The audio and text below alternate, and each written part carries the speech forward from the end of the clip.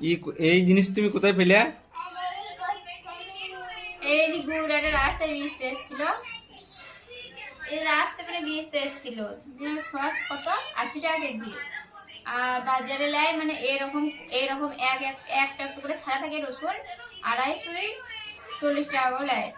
না না, তাহলে এগুলো সস্তায় পাবো, 80 টাকায় 1 কেজি। তা নিয়ে এলাম, তাহলে সেরকম ভালো লয়।